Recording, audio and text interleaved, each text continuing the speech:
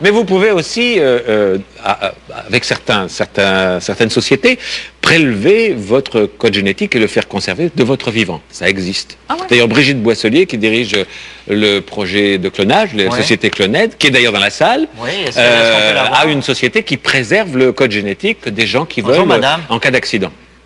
Je sais que Raël s'est dissocié un peu de vous lorsque vous avez commencé à parler des bébés clonés. Mais vous êtes encore ensemble ce soir. Est-ce que vous avez réglé vos différends? Je ne pense pas qu'il y ait jamais eu un différend. Mais je conduis une société et il conduit un mouvement et donc on a des objectifs différents. Moi, j'ai fait des bébés et lui, il m'encourage à le faire. Dans le Playboy d'octobre 2004, on dit qu'il y a 13 clones nés de Cloned et qu'il y aurait 20 femmes enceintes. Mais il y a plusieurs pays qui ont des lois qui interdisent le clonage, aux États-Unis par exemple. Alors, où s'est fait ce bébé-là? Je ne vais pas vous dire où on les fait, parce que ce serait idiot, ce serait ouvrir la porte à du vandalisme ou à des bombes ou à des inquisitions gouvernementales. Mais ce que je peux vous dire, c'est qu'il y a beaucoup plus de femmes enceintes maintenant. On procède régulièrement, tous les mois, à plusieurs implantations. Est-ce que vous êtes prête à jurer sur la tête de Raël que c'est vrai? Écoutez, je les ai faits et bientôt vous allez avoir les preuves. Ça vous suffit? Mais vous n'êtes pas prête à le faire? Jurer sur quoi? Sur la tête de Raël. Il y a de la place, hein?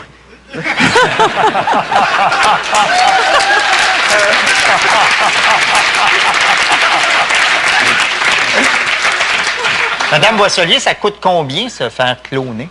Oh, c'est très variable selon tout ce que vous demandez, mais c'est de l'ordre de 100 000 $. 100 000 $. Oui.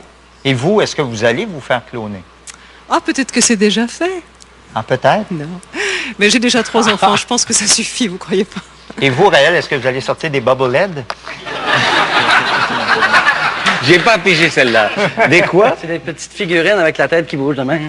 Ah! Non, ça se vendrait bien. Oui, pourquoi pas? Madame Marois, qu'est-ce que vous pensez? Moi, je fatigue terriblement. Allez-y, je suis en exprimez-vous. profond désaccord avec le clonage, avec votre point de vue sur la démocratie et qui peut l'exercer, qui peut y participer. Je crois que le plus humble des citoyens, celui qui a le droit d'exister, a le droit de participer, a le droit de donner son point de vue, et je m'inscris en faux, essentiellement avec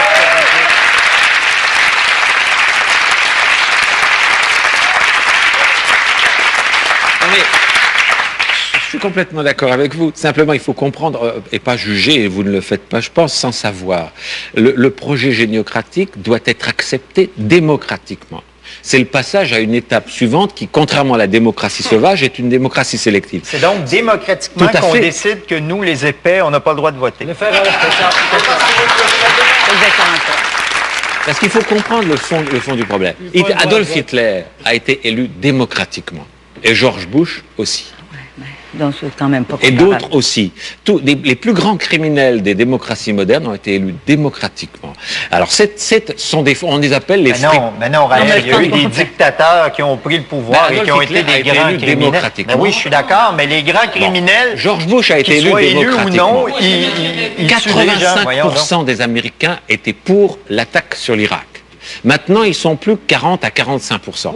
Ça veut dire que... On peut être en désaccord avec M. Bush, avec les actions qu'il a posées et ses décisions au plan militaire, mais je pense que le comparer à Hitler serait injuste. Il faut au moins moi, je le compare tout à fait à Adolf Hitler, et je compare également le président qui a envoyé la bombe sur Hiroshima à Adolf Hitler. C'est la même chose. C'est tuer d'un seul coup 300 000 civils parce qu'on a été élu démocratiquement. Un être intelligent et forcément non violent. Gandhi n'était pas élu démocratiquement et c'était un vrai leader. Brigitte McCann et Chantal Poirier du Journal de Montréal ont pendant 9 mois infiltré votre mouvement et ont écrit ce livre-là. Oui. Est-ce que vous l'avez lu? Ben non, évidemment. Vous ne l'avez pas lu? Ben non. Vous ne voulez pas savoir ce que les gens disent de votre mouvement? Non, pas du tout. Les gens qui sont de cette qualité-là, non, ça ne m'intéresse pas. Ça ne m'intéresse pas. Vous savez, c'est absolument ignoble ce qu'ils ont fait là. Je veux dire, de venir dans une organisation religieuse, de faire semblant d'avoir la foi, de se faire baptiser. Je veux dire, jamais ces gens-là n'oseraient faire la même chose en devenant juifs, par exemple. Je me suis infiltré parmi les juifs, j'ai fait semblant de devenir juif, de faire semblant de devenir musulman ou chrétien ou juif, juste pour rapporter ce qui se passe de l'intérieur. Parce qu'on les connaît plus, ces religions-là, vous? Oh, non, je pense que vous connaissez très très mal la religion juive orthodoxe ou les religions musulmanes. Je n'en suis pas un spécialiste, bien voilà. évidemment. Là. Donc, mais vous pas le goût de pourriez, les infiltrer, tout d'un coup... Mais chez vous, j'aurais le goût d'aller voir. Ben, je prends... Oui.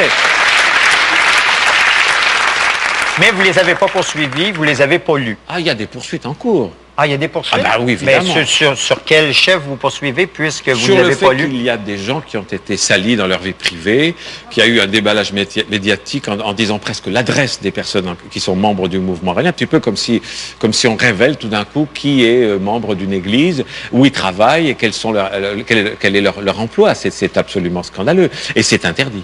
Mais en général, un gestionnaire ou un chef d'entreprise ou un dieu sait ce qui se passe exactement dans sa compagnie. Alors, si vous poursuivez sans quand savoir... vous parlez d'un Dieu, je ne sais pas, parce que nous ne croyons pas en Dieu. Je vous rappelle que notre philosophie est athée complètement et qu'on ne croit pas en Dieu. Alors, pourquoi avez-vous rencontré Mahomet, Jéhovah? Parce que c'est des Jésus, hommes, des êtres humains. Ils ont tous été créés et c'est par pas les des Elohim dieux aussi. qui ont été élus par les Elohim. Qui ont été clonés. Clonés, en Bien plus. sûr, Clonés. tout simplement. La vie éternelle par le clonage. Jésus meurt et 3 jours plus tard, il est de retour. Oui. OK? Comment vous expliquez ça? C'est pas de, il n'y a Une pas de grosse miracle. brosse, ça pourrait être une Oui. grosse. Voilà. Ça, c'est une explication. Raël, vous annoncez la venue des Elohim sur Terre pour 2025, peut-être plus. Vous allez être mort ou très, très vieux. Vous allez profiter de l'argent de vos membres et de très jolies filles pendant encore 20 ans. C'est un bon truc.